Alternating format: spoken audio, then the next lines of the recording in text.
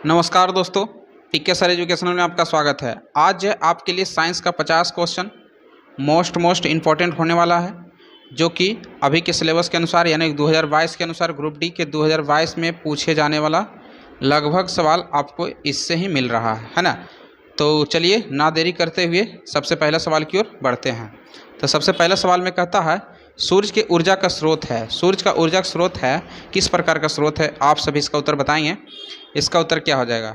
सूर्य का सभी ऊर्जा स्रोत जो है नाभिकीय संलयन अभिक्रिया है। क्या है? नाभिकीय संलयन अभिक्रिया है। ऑप्शन नंबर सी हो जाएगा। चलिए अगला सवाल की ओर बढ़ते हैं। आप सभी इसका बताएंगे, इसका उत्तर क्या हो जाएगा? कहते हैं परमाणुओं से प्राप्त ऊर्जा को क्या कहते हैं? आप सभी इसका उत्तर बताएंगे। परमाणुओं से प्राप्त ऊर्जा को क्या कहते हैं? तो इसका सही उत्तर हो जाएगा नाभिकीय बल हो जाएगा। ऑप्शन नंबर 1 हो जाएगा। सही उत्तर क्या हो जाएगा मेरे भाई? ऑप्शन नंबर 1 हो जाएगा। अगर जो इस चैनल पर नए हैं तो सब्सक्राइब कर बेल आइकन दबा देंगे और लाइक और शेयर ज़्यादा से ज़्यादा कीजिए, ताकि हमको भी मोटिवेशन मिलते रहे, ताकि आपके लिए और भी कुछ अच्छा कर सकें। कहता उस विलयन का पीएच मान क्या होगा जो लाल लिटमस को नीला कर देता है? आप सभी इसका उत्तर बताएंगे। कहता उस विलयन का पीएच मान क्या होगा जो लाल लिटमस को नीला कर देता है? लाल को नीला कौन करेगा? तो क्षार करेगा मेरे भाई, यानी 7 से अधिक हो जाएगा। ऑप्शन नंबर डी हो जाएगा। ऑप्शन नंबर डी हो जाएगा। चलिए अगला सवाल की ओर बढ़ते हैं। कहता है निष्क्रिय विलयन का पीएच मान कितना होता है? आप सभी इसका उत्तर बताएंगे। निष्क्रिय विलयन का पीएच मान 7 होता है, यानी कि 7 किसका होता है? तो उदासीन का होता है ना। चलिए अगला सवाल की ओर बढ़ते हैं। आप सभी इसका उत्तर बताएंगे। कहता है विटामिन सी किस अन्य नाम से भी जाना जाता है? आप सभी इसका उत्तर बताएंगे। इसका उत्तर क्या हो जाएगा? कहता है विटामिन सी और किस अन्य नाम से जाना जाता है? अस्कॉर्बिक अम्ल के नाम से जाना जाता है। ऑप्शन नंबर वी हो जाएगा। ऑप्शन नंबर वी हो जाएगा। चलिए दोस्तों अगला सवाल की ओर बढ़ते हैं। आप सभी इसका उत्तर बताएंगे। कहता नीला थोथा का रासायनिक नाम क्या है? आप सभी इसका उत्तर बताएंगे। नीला थोथा का रासायनिक नाम है कॉपर सल्फेट। क्या है? Copper sulphate. ऑप्शन नंबर 1 हो जाएगा। चलिए अगला सवाल की ओर बढ़ते हैं। आप सभी इसका उत्तर बताएंगे। कहता है डैश उभयधर्मी प्रकृति होता है। उभयधर्मी है, इसमें कौन है? ZNO है। कौन है? ZNO। ऑप्शन नंबर डी हो जाएगा। ऑप्शन नंबर डी हो जाएगा। चलिए अगला सवाल की ओर बढ़ते हैं। आप सभी इसका उत्तर बताएंगे। कहता है खाने का सोडा का रासायनिक नाम क्या है? आप सभी इसका उत्तर बताएं। खाने का सोडा यानी खाई तो वाई, यानी सोडियम बाई कार्बोनेट होगा। क्या हो जाएगा? सोडियम बाई कार्बोनेट हो जाएगा। ऑप्शन नंबर वी हो जाएगा। चलिए अगला सवाल की ओर बढ़ते हैं। आप सभी इसका उत्तर बताएंगे। कहता है धोने के सोडा का नाम रासायनिक नाम क्या है? Na2CO3। ऑप्शन नंबर बी होगा। Sodium carbonate. Option number B हो जाएगा। Na2CO3 हो जाएगा। चलिए दोस्तों अगला सवाल की ओर बढ़ते हैं। आप सभी इसका उत्तर बताएंगे। कहता है अमाशय रस में कौन सा अम्ल पाया जाता है? अमाशय रस में कौन सा अम्ल पाया जाता है? तो हाइड्रोक्लोरिक अम्ल पाया जाता है। ऑप्शन नंबर वी हो जाएगा। ऑप्शन नंबर वी हो जाएगा। चलिए अगला सवाल की ओर बढ़ते हैं। आप सभी इसका उत्तर बताएंगे। कहता है वोल्ट मीटर का उपयोग मापने में उपकरण है। आप सभी इसका उत्तर बताएंगे। वोल्ट मीटर मापने में उपकरण है, कौन सा है? तो विभवांतर को मापता है। वोल्ट मीटर कहेगा मेरे दोस्तों तो क्या हो जाएगा? विभवांतर को मापता है। चलिए अगला सवाल की ओर बढ़ते हैं। आप सभी इसका उत्तर बताएंगे। कहता है वायुमंडलीय दबाव को मापा जाता है। कहता वायुमंडलीय दबाव को मापा जाता है बायरोमीटर से। ऑप्शन नंबर वी हो जाएगा। ऑप्शन नंबर वी हो जाएगा। चलिए अगला सवाल की ओर बढ़ते हैं। आप सभी इसका उत्तर संधारित्र किसमें ऊर्जा रखता है? जो है संधारित्र किसमें ऊर्जा रखता है? आप सभी इसका उत्तर बताएंगे। संधारित्र किसमें ऊर्जा रखता है? विद्युत स्थैतिक क्षेत्र में रखता है। विद्युत स्थैतिक क्षेत्र में रखता है। ऑप्शन नंबर सी हो जाएगा। कहता है उत्तल दर्पण का प्रयोग किसमें किया जाता है? आप सभी इसका उत्तर बताएंगे। क्या हो जाएगा? कहता उत्तल दर्पण का प्रयोग किसमें किया जाता है? वाहनों को रिव्यू मिरर में देखने के लिए जाता है, यानी फर्स्ट भाग को देखने के लिए किया जाता है। ऑप्शन नंबर 1 हो जाएगा। चलिए अगला सवाल की ओर बढ़ते हैं। आप सभी इसका उत्तर बताएंगे। कहता किस दर्पण को अभिसरण दर्पण भी कहा जाता है? आप सभी इसका उत्तर बताएंगे। क्या हो जाएगा? किस दर्पण को अभिसरण दर्पण भी कहा जाता है? ऑप्शन नंबर बी हो जाएगा। अवतल दर्पण को। कुछ इस प्रकार के अवतल दर्पण होता है। इसमें क्या होता है? प्रकाश की किरणें एक जगह इकट्ठा कर देती है, इसीलिए इसको अपसरण दर्पण कहते हैं, या ये अभिसारी दर्पण कहते हैं इसको। चलिए अगला सवाल की ओर बढ़ते हैं। आप सभी इसका उत्तर बताएंगे। कहता गोलीय दर्पण की अवधारणा क्या है? आप सभी इसका उत्तर बताएंगे। गोलीय दर्पण की जो अवधारणा है, प्रकाश का प्रवर्तन क्या करता है? प्रकाश का परावर्तन कर देता है। अगले सवाल की ओर बढ़ते हैं, आप सभी इसका उत्तर बताएंगे। कहते हैं परमाणु बमों के सिद्धांत की खोज किसने किया था? आप सभी इसका उत्तर बताएंगे। परमाणु बमों के सिद्धांत की खोज किसने किया था? हिकेदी युकावा ने किया था। हिकेकी युकावा ने किया था। ऑप्शन नंबर ए हो जाएगा। कहता निष्क्रिय लिटमस विलयन का रंग होता है। आप सब इसका उत्तर बताएंगे। निष्क्रिय लिटमस का रंग होता है बैंगनी होता है। ऑप्शन नंबर एक हो जाएगा। ऑप्शन नंबर एक हो जाएगा। चलिए अगला सवाल की ओर बढ़ते हैं, आप सभी इसका उत्तर बताएंगे। कहता है कौन सी अधातु तरल अवस्था में पाई जाती है? आप सभी इसका उत्तर बताएंगे। कहता है कौन सी अधातु तरल अवस्था में पाई जाती है? तो ब्रोमीन। ऑप्शन नंबर डी हो जाएगा। अगला सवाल की ओर बढ़ते हैं, आप सभी इसका उत्तर बताएंगे। कहता निम्नलिखित में से क्या निष्क्रिय गैस नहीं है? कहता निम्नलिखित में से कौन जो है निष्क्रिय गैस नहीं है? इसमें से कौन इसका उत्तर हो जाएगा? इसमें हो जाएगा क्लोरीन। क्लोरीन जो है निष्क्रिय गैस नहीं है, है ना। अब बाकी क्रिप्टॉन, रेडॉन, हीलियम ये सब निष्क्रिय गैस है। चलिए अगला सवाल की ओर बढ़ते हैं, आप सभी इसका उत्तर बताएंगे। कहता किस तत्व में दो कक्ष होते हैं और जो पूर्ण रूप से भरे होते हैं? आप सभी इसका उत्तर बताएंगे।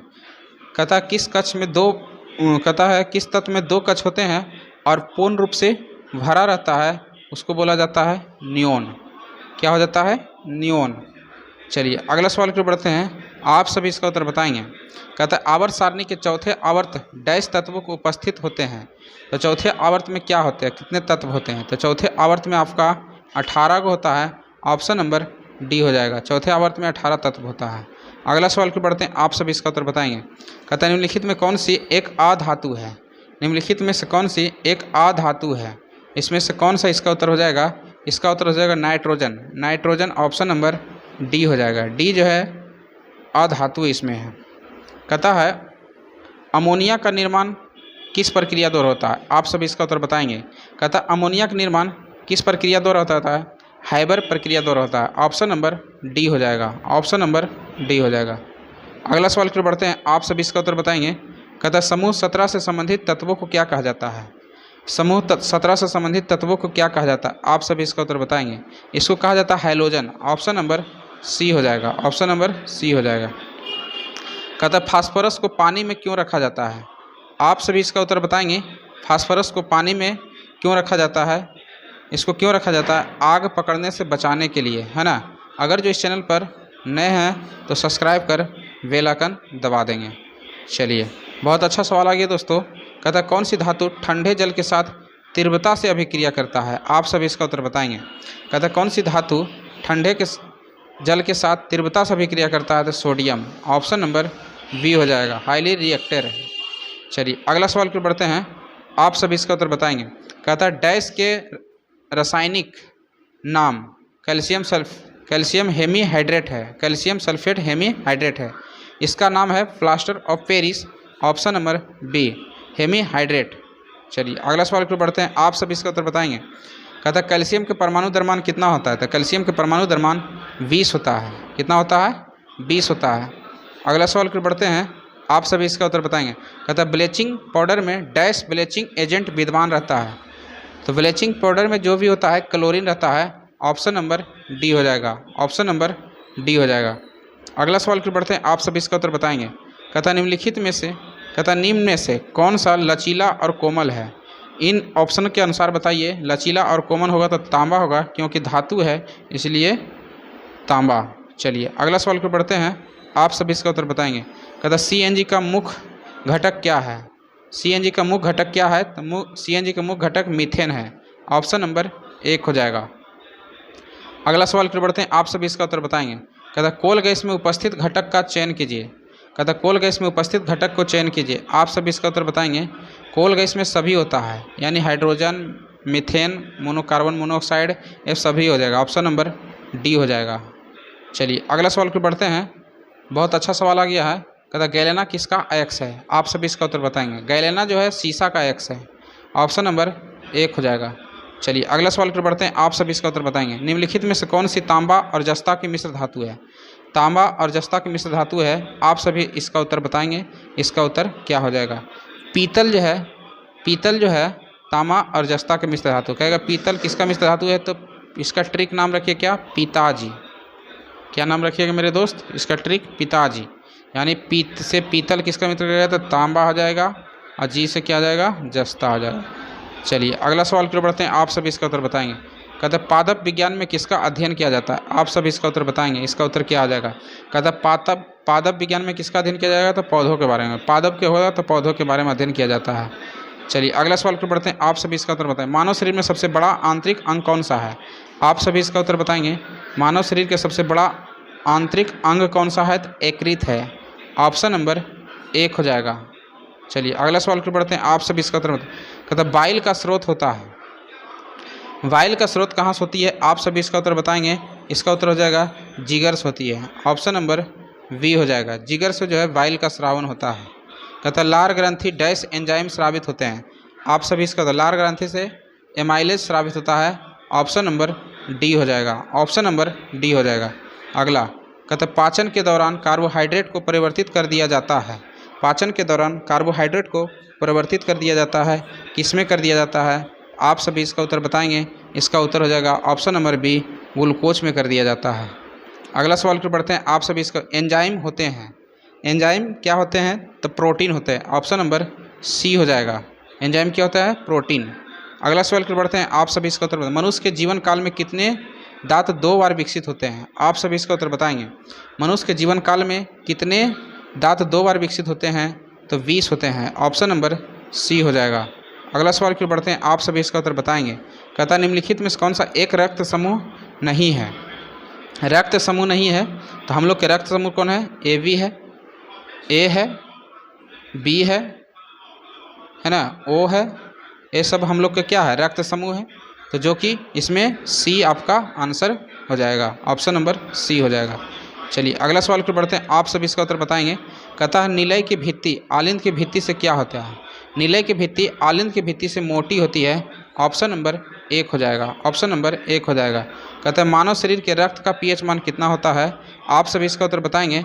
इसका उत्तर हो जाएगा 7.0 से लेकर के 7.4 तक के होता है। ऑप्शन नंबर आपका 1 हो जाएगा। ऑप्शन नंबर 1 हो जाएगा। अगले सवाल की ओर बढ़ते हैं, आप सभी इसका उत्तर बताएंगे। कहते हैं मानव रक्त में सबसे बड़ी कोशिकाएं यानी कणिकाएं कौन सी है? आप सभी इसका उत्तर बताएंगे। मानव रक्त में सबसे बड़ी कणिकाएं कौन सी है?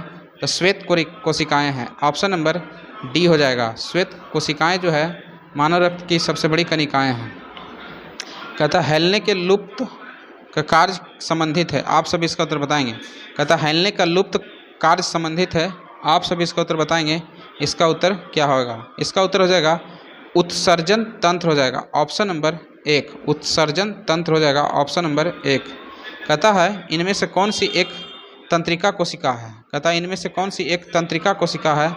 आप सभी इसका उत्तर बताएंगे। इसका उत्तर हो जाएगा न्यूरॉन। ऑप्शन नंबर 1 हो जाएगा। ऑप्शन नंबर 1 हो जाएगा।